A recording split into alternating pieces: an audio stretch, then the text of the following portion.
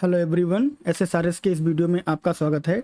इस वीडियो में हम डिस्कस करेंगे कि कैसे आप क्रिएट कर सकते हो parameterized report Excel data source का यूज करके एसएसआरएस में। तो वीडियो नंबर 45 में हमने ये देखा था कि कैसे आप एक्सेल को as a data source use कर सकते हो एसएसआरएस रिपोर्ट में।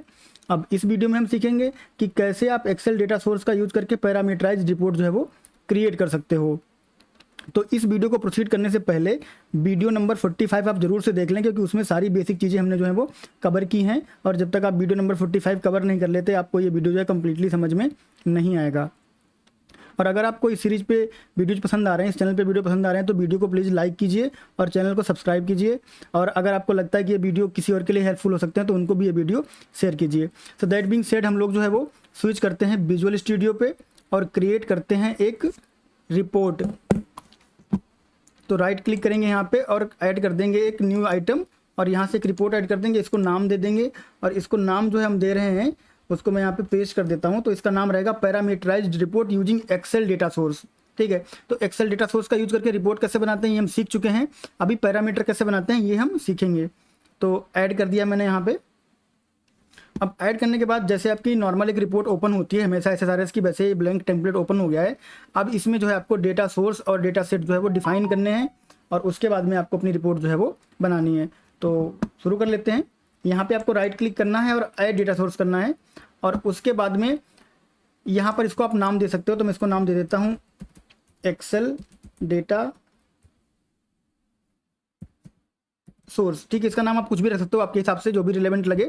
अब क्या करना होता है आपको, यहाँ पे पिछले वीडियो में हमने डिस्कस किया था, वो वीडियो आप जरूर से देख लें, और उसका लिंक आपको यहाँ पे आई बटन पे मिल जाएगा। ठीक है, तो इसमें हमें क्या लेना है, इसमें हमें ओडीबीसी लेना है। ओडीबीसी कैसे सेटअप करते हैं और कहाँ से क्या आप फाइल लेते हो, कैसे आप शीट लेते हो, ईच एंड एवरीथिंग मैंने पिछले वीडियो में एक्सप्लेन किया था। तो आई बटन पर क्लिक करके वो वीडियो जरूर से देख लें आप।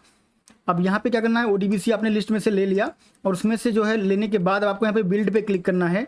ठीक है, और जब बिल्ड पे आप क्लिक करोगे तो आपका से विंडो ओपन होकर आएगी। ये आपका बाय डिफॉल्ट सिलेक्टेड रहता है, आपको इसमें कुछ चेंज नहीं करना है। और अगर यहाँ पे ट्रस्टेड कनेक्शन ऐसा नहीं भी लिखा होता है तो टेंशन लेने की बात नहीं है। ठीक, आपको सिंपल यहाँ पे फिर से बिल्ड पे, इस वाले बिल्ड पे क्लिक कर देना है। अब क्या होगा, अब आपको यहाँ पे फाइल डेटा सोर्स और मशीन डेटा सोर्स मिल जाएंगे। तो आपको फाइल डेटा सोर्स से कोई मतलब नहीं है, आपको जाना है मशीन डेटा सोर्स में, और यहाँ पर आपको बहुत सारे डेटा सोर्स मिलते हैं। ये वाला जो डेटा सोर्स है वो हमने खुद बनाया था। ठीक है, और ये हमने पिछले वीडियो में डिस्कस किया था, वीडियो नंबर 45 में। तो वो वाला वीडियो आप जरूर से देख लें, मैं बार बार रिपीट कर रहा हूँ।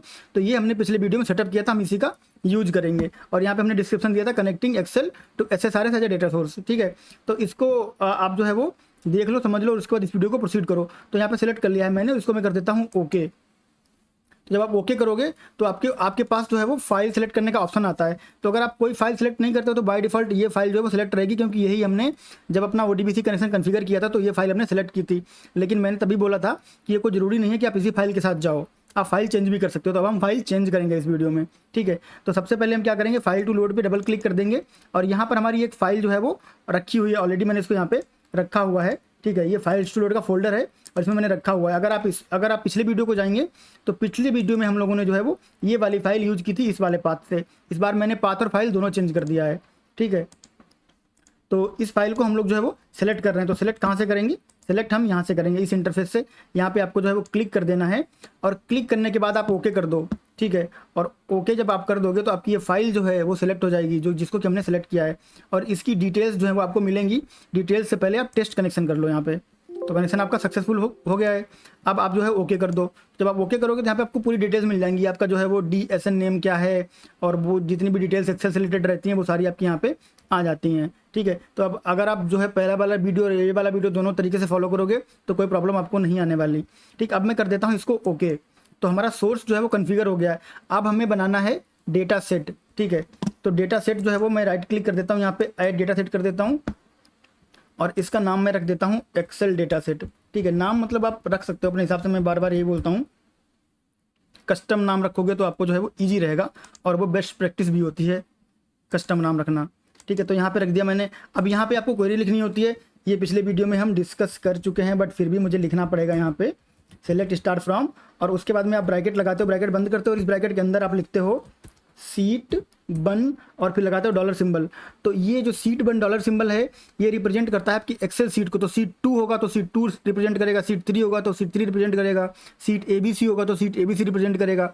और आप सीट 1 2 3 लिखो या ABC लिखो, ये डॉलर सिंबल साथ में आएगा जरूर, ठीक है। तो देख लेना। अब यहाँ पे जो है आपका सब कुछ सेलेक्ट हो जाएगा, तो इसको मैं कर देता हूँ ओके, ठीक है, चेक करने के लिए कि हमारा जो है वो कायदे से काम कर रहा है कि नहीं कर रहा है। तो ये सब कुछ कायदे से काम कर रहा है। अब आपको क्या करना है, पैरामीटर बनाना है, ठीक है। तो पैरामीटर कैसे बनाते हैं, यहाँ पे आपको जो है वो कर देना है, फिर से डबल क्लिक, आपका ये ओपन हो जाएगा। अब आपको यहाँ पे लिखना है वेयर, ठीक है। और वेयर के बाद में आप जो है यहाँ पे एक कॉलम नेम आपको पास करना होता है, ठीक। तो इसको जो है मैं यहाँ पे एक बार हटा देता हूँ और फिर से हम लोग ये समझ लेते हैं कॉन्सेप्ट, फिर आते हैं वापस। तो यहाँ पे हमारा ऑर्डर आईडी है, ठीक है। तो ये जो कॉलम आपके यहाँ पे बन के आते हैं, अगर ये एक्सेल के जैसे कॉलम बन के आते हैं, एक्सेल के जैसे बोले तो मैं यहाँ पे आपको ओपन करके दिखा देता हूँ। ये यहाँ पे एक्सेल के जैसे मैंने यहाँ पे सारा स्पेस जो है वो हटा दिया था। अगर आप पुरानी फाइल पे जाओ यहाँ पे, तो यहाँ पे क्या रहता है, पुरानी वाली फाइल में, इसको ओपन हो जाने देते हैं। यहाँ सब में जो है वो स्पेस दिया हुआ है कॉलम में, तो मैंने स्पेस जो है वो हटा दिया था। तो अगर आपका स्पेस रहता है, ठीक है, तो अगर आप पिछला वाला वीडियो रेफर कर रहे हो तो यहाँ पे अंडरस्कोर लग जाता है। तो ये जो कॉलम आपके बनते हैं ये वर्चुअल कॉलम बनते हैं, ठीक है। ये वाले कॉलम वर्चुअल कॉलम बनते हैं। एक्चुअल कॉलम आपके जो है वो एक्सेल पे होते हैं। तो अगर आप इस वाले को रेफर करोगे तो यहाँ पे जो है वो आपको स्पेस रहता है आपका, ठीक है। तो स्पेस आप कैसे हैंडल करते हो, स्पेस आप हैंडल करते हो, मैं यहाँ पे डबल क्लिक कर देता हूँ और लिख देता हूँ वेयर, ठीक है। और अगर आप स्पेस वाला कॉलम ले रहे हो, मैं आपको कॉन्सेप्ट समझाने की कोशिश कर रहा हूँ। स्पेस वाला अगर आप कॉलम ले रहे हो तो आपका जो कॉलम है वो ब्रैकेट के अंदर ऐसे जाएगा, ताकि जो है वो ये एक यूनिट बन जाए पूरी, कि एक कॉलम बन जाए। और अगर इसमें स्पेस नहीं है तो आप जो है वो बिना ब्रैकेट के भी उसको यूज कर सकते हो, but better to put bracket. अगर ब्रैकेट पुट करते हो तो आप सेफ रहते हो, चाहे स्पेस हो चाहे ना हो, ठीक है। तो अभी के केस में हमारे पास जो हमने फाइल ली है उसमें स्पेस नहीं है, ठीक है, उसमें कोई स्पेस नहीं है। तो ये स्पेस वाली फाइल हम यहाँ से क्लोज कर देते हैं, बट आपको कॉन्सेप्ट बताना था इसलिए मैंने इसको ओपन किया था। तो यहाँ पर हमारे पास स्पेस नहीं तो हम कॉपी कर लेते हैं इस कॉलम को यहाँ से, और कॉलम एक्सेल वाला ही टारगेट करते हो। अब हमेशा याद रखना, ये वाले कॉलम जो है वो आप टारगेट नहीं करते हो। तो यहाँ पे मैं ब्रैकेट लगा देता हूँ, फिर भी स्पेस नहीं है फिर भी लगा देता हूँ। और उसके बाद में आपको यहाँ पे जो है वो ऑर्डर आईडी पास करनी रहती है, ठीक। तो ऑर्डर आईडी में से देख लो, हमारे पास 81 ऑर्डर आईडी है, 80 79 जो भी ऑर्डर आईडी कोई लेना चाहो, एग्जाम्पल के ले लेते हैं 78 ले लेते हैं, ठीक है। 78 ले लिया और यहाँ पे जो है वो पेस्ट नहीं करते हैं, लिख देते हैं 78। अब इसको मैं कर देता हूँ ओके, ठीक है। तो यहाँ पे जो कॉलम मैं फिर से रिपीट कर रहा हूँ, यहाँ पे जो कॉलम होते हैं वर्चुअल कॉलम होते हैं, एक्चुअल कॉलम आपके एक्सेल पे होते हैं। अगर आपका यहाँ पे स्पेस रहेगा तो आपको वहाँ पे स्पेस वाला कॉलम डालना पड़ेगा क्वेरी में, ये महत्वपूर्ण बात है। अब क्या करते हैं, इसमें एक टेबल इंसर्ट कर देते हैं और यहाँ पर जो है वो कॉलम लगा देते हैं, सॉरी,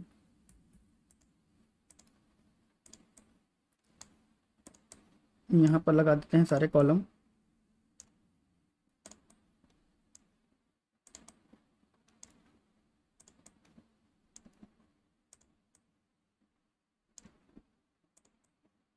ठीक है, इसको थोड़ा छोटा कर देते हैं, इसको थोड़ा बड़ा कर देते हैं, ऑल राइट, ठीक है। तो अब क्या है, अगर आप इसको रन करवाओगे, प्रीव्यू कर लेते हैं सबसे पहले।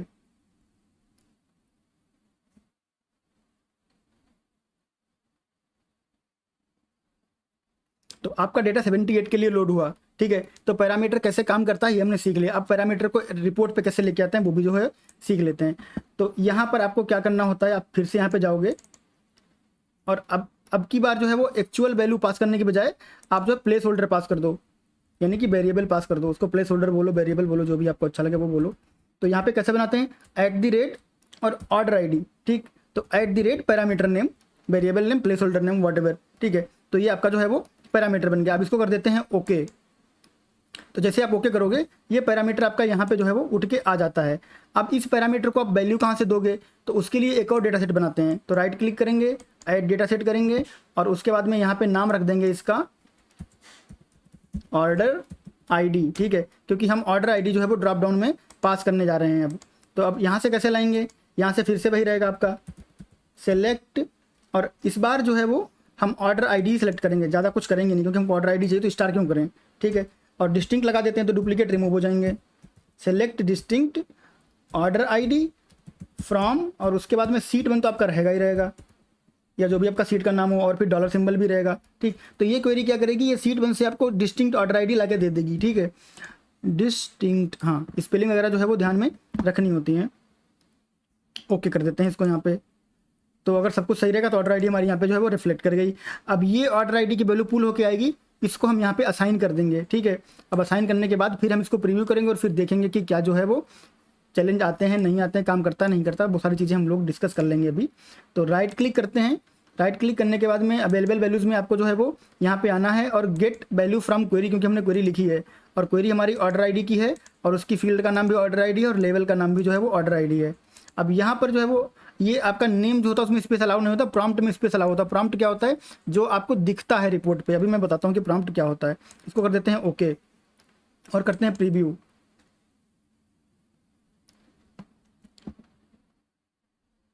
ऑल राइट, ठीक है। तो यहाँ पर जो नाम आपका ऑर्डर स्पेस आईडी आ रहा है, ये आपका जो है वो प्रॉम्प्ट है और ये एक्सटेंशन के चक्कर में थोड़ा सा डिले हो जाता है, कोई बात नहीं, इग्नोर कर दो उसको। अब यहाँ से आपको एक वैल्यू लेनी है कोई भी और उसको आपको कर देना है रिपोर्ट व्यू।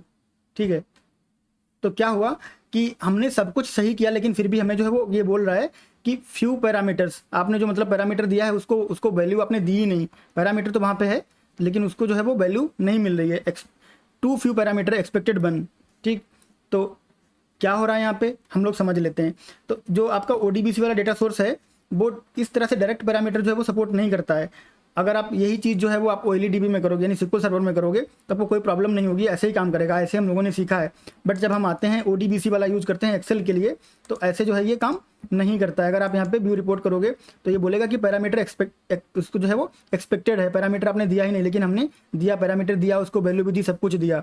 ठीक, तो गैप कहाँ पे है, तो वो हम लोग जो है वो देख लेते हैं कि गैप कहाँ पे है। तो इसको जब आप यहाँ पे आओगे, इस जो डेटा सोर्स हमारा मेन वाला है यहाँ पे, तो यहाँ पे हमने क्या किया है, यहाँ पे हमने जो है वो पास कर दिया है ऑर्डर आईडी ऐसे ही। ठीक है, ऐसे नहीं इसमें पास करना रहता है। इसमें आपको क्या करना रहता है कि यहाँ पर कॉलम जो है वो आपका ऐसे ही रहता है, इक्वल टू भी ऐसे रहता है, लेकिन ये जो सेलेक्टेड पार्ट है इसको जो है वो ये इस तरह से हम @ करके पास नहीं करते हैं, यहाँ पे हम कर देते हैं क्वेश्चन मार्क।